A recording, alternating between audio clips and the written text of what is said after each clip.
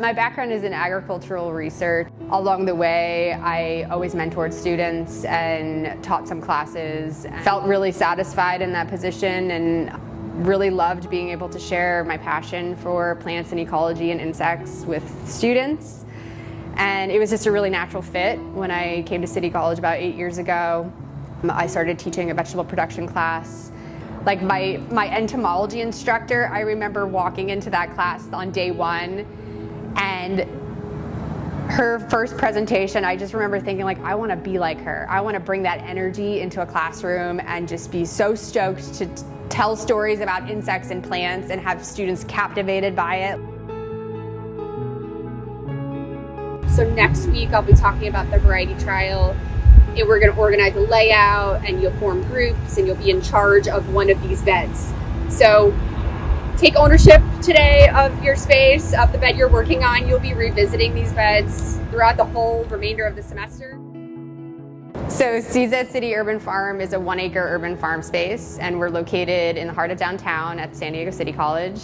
And it is our living laboratory for the agriculture program at the college. And the idea is that students have hands-on skills, workplace skills, to train them in relevant farming practices, sustainable practices.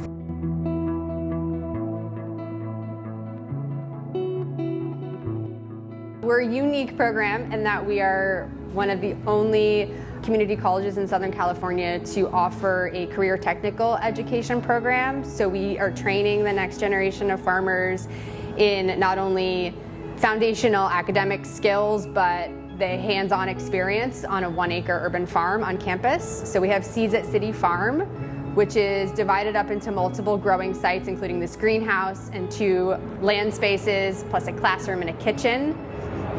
How insects interact with plants is really special, and I became really interested in plants and how they, survive in their world, studying all of the things in the environment that can stress a plant out, which has direct applications to, how we grow food in our food system. The current farming population is aging out. It's in like the high 60s, I believe, right now. So there is going to be an immense need for folks who are interested in growing, who have an investment in our food system and want to focus on local food systems. So I don't see the job market taking any hit anytime soon, assuming that we all continue to need to eat nutritional, seasonally relevant, culturally relevant fruits and vegetables.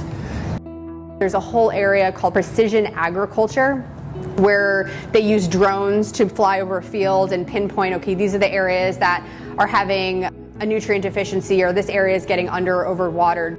I think about like resource limitation, like water access is really scary in Southern California, and farmers are farmers because they are resilient and okay with dealing those sorts of uncertainties and willing to adapt.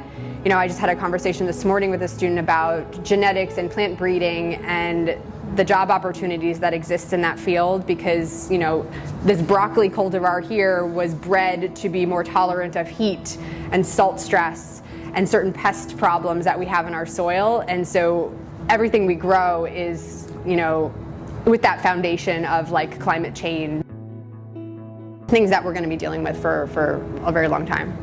Don't ignore your chemistry courses. If you want to learn about soils and how organisms interact, that is all chemistry.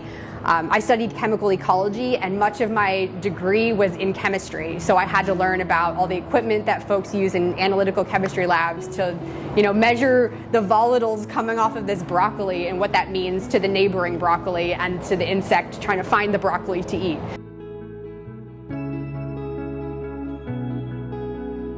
So we grow a diversity of seasonal fruits and vegetables that we offer, distribute to students, to faculty, to staff through a pop-up farm stand every Wednesdays.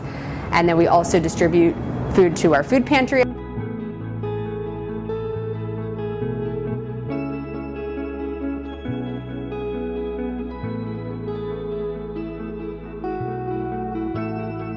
I'm contributing to our local food system, and I'm taking the steps in social justice to feed people who might not have access to this sorts of food in their community.